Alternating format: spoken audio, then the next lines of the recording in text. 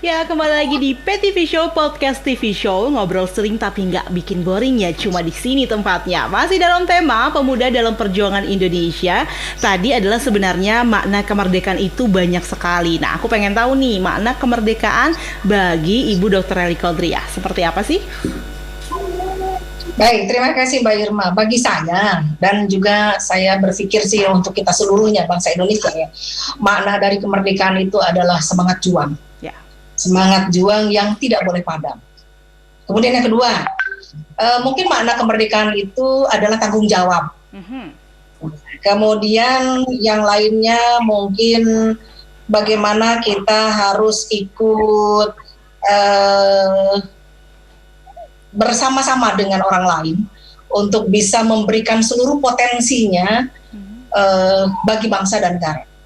Jadi kita berpotensi, apakah itu misalnya kalau menjadi seorang pemuda ingin berkiprah di bidang ekonomi, berbaiklah menjadi seorang ekonom yang baik.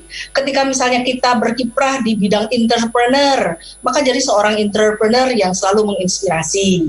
Ketika menjadi seorang pekerja seni, jadilah seorang pekerja seni yang luar biasa. Ketika menjadi seorang ilmuwan, misalnya mereka akan menekuni bidang keilmuan di bidang masing-masing, silahkan tekuni dengan sebaik-baiknya.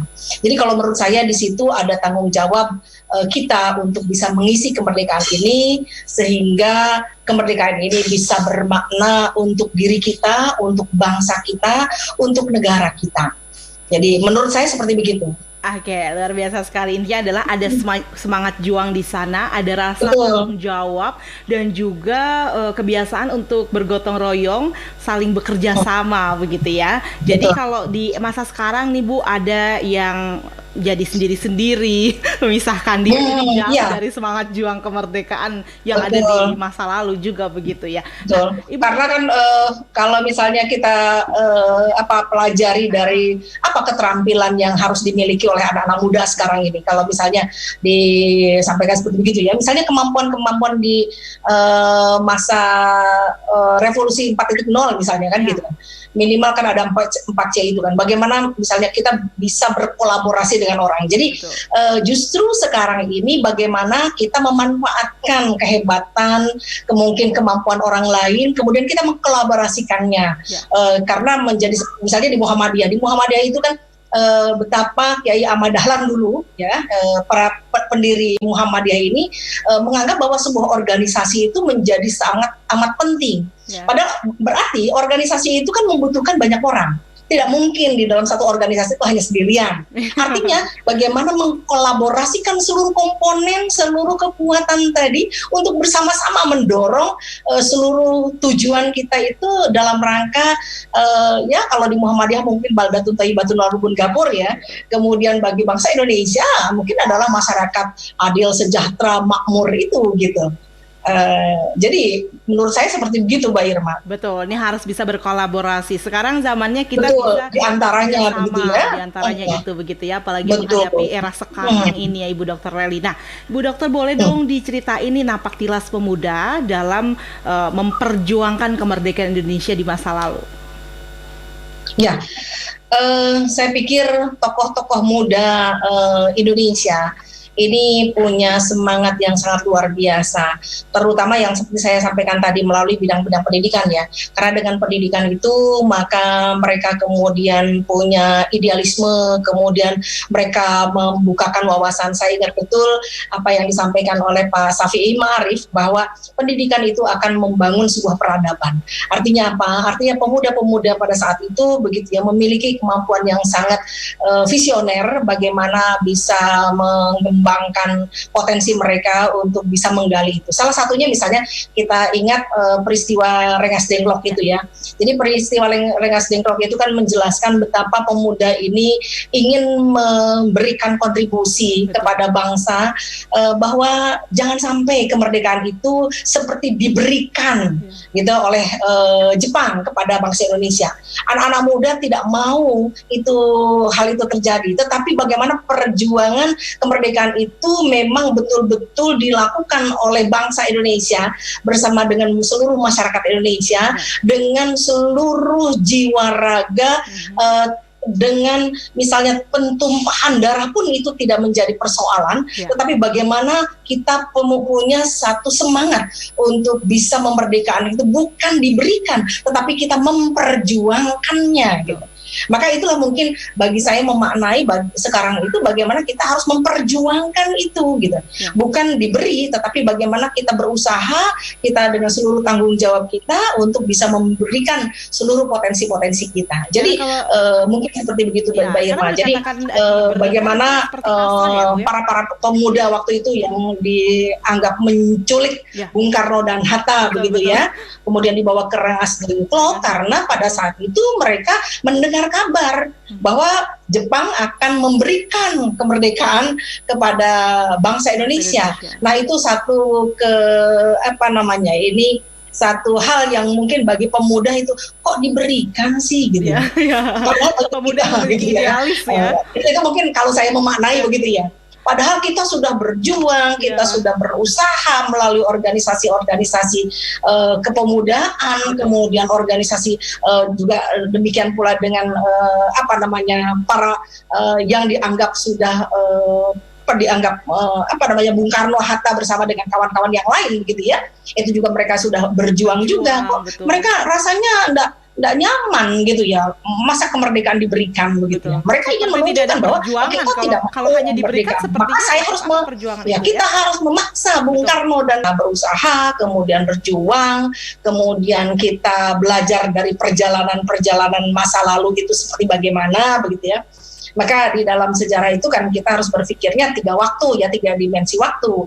Pertama, dimensi masa lalu. Kenapa dimensi masa lalu? Karena dengan belajar masa lalu itu di dalam Al-Quran juga misalnya banyak sekali diinformasikan bagaimana kita mempelajari Fir'aun, bagaimana kita belajar misalnya orang-orang yang diberikan nikmat oleh Allah, bagaimana perjalanan nabi-nabi jadi orang-orang yang baik. Artinya kan ketika kita belajar dari masa lalu, kita bisa memaknai seperti apa perjalanan-perjalanan yang baik, perjalanan yang kurang baik seperti apa. Maka kita harus belajar dari kekurangan-kekurangan tadi. Kemudian kita bisa mengambil hikmah dari kebaikan-kebaikan masa lalu. Untuk apa? Nah, supaya sekarang itu kita tidak salah arah. Kita tidak keliru di dalam melangkah. Karena masa depan itu memang harus kita ciptakan, masa depan itu harus kita raih, tetapi kita harus mempelajari dulu seperti bagaimana yang lalu itu supaya kita tidak terjebak dengan kekeliruan yang sama. Nah, sebagai seorang muda yang biasanya idealismenya kan tinggi ya, begitu biasanya idealismenya, semangatnya begitu ya. Nah, semuanya itu harus ditopang oleh pengetahuan tentang masa lalu tadi supaya kita bisa menjadi lebih baik ke masa depan tadi. Maka kemarin itu adalah langkah kita, kemudian hari ini adalah bagaimana kita berbuat, dan ke depan itu adalah cita-cita kita yang harus kita raih, kira-kira begitu Mbak Irma. Itu adalah harus yang kita perjuangkan. Nih, pesan untuk pemuda dan juga pemudi, jangan sampai kita menjadi pemuda dan juga pemudi yang terus tertidur, dan kemudian kita tertinggal oleh bangsa-bangsa yang lain untuk lebih maju lagi. Karena kemerdekaan memang sudah diraih, tapi untuk dipertahankan ini juga butuh tenaga ekstra begitu ya. Dan tentunya ini juga pernah kita dengarkan ya Bu ya, kalimat dari Soekarno begitu yang mengatakan bahwa beri aku 10 pemuda maka akan aku guncang dunia. Nah, ini gimana Bu Dr. Lely memaknainya? Karena saya pikir Bung Karno itu kan seorang yang sangat visioner ya. Dia sangat senang sekali, dan karena itu kan bahwa pemuda ini kita pahami itu tadi, pertama mereka punya semangat, mereka punya idealisme tadi, mereka punya cita-cita. Kadang-kadang mereka tidak takut dengan tantangan-tantangan ke depan begitu ya.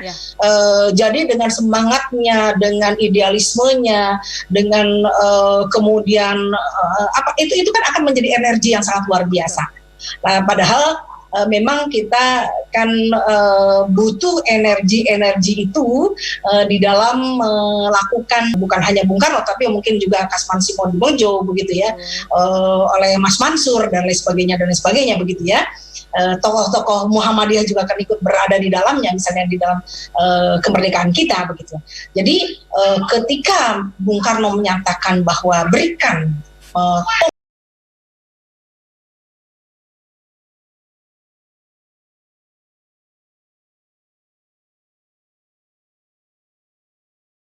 pemuda itu kadang-kadang kan bukan kadang-kadang ya, memang sangat luar biasa begitu ya.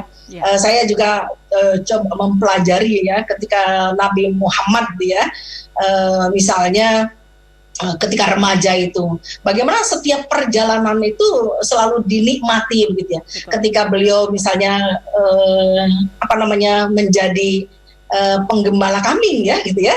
Nah, beliau menikmati ternyata misalnya binatang-binatang yang digembalakannya itu ternyata punya ini punya karakter-karakter masing-masing begitu. Ya. Oh, ternyata gunung itu punya karakternya seperti begitu, lembah ini punya karakternya begini, kemudian binatangnya sendiri punya karakter seperti begitu. Ya. Artinya ini kemudian dia pelajari. Oh, ternyata begitu ya. Ketika berhadapan dengan berbagai lingkungan itu, ternyata kita harus juga mempelajari bagaimana konsep geografisnya, bagaimana ketika berinteraksi dengan alamnya, bagaimana untuk ketika berinteraksi dengan orang yang lain. Nah itu saya pikir bagaimana itu akan juga harus dipelajari oleh para pemuda kita gitu ya. Oke, jadi memang kita lihat ya bagaimana semangat jiwa muda ya Bu Dr. Elia, ini semangat jiwa muda lebih peka terhadap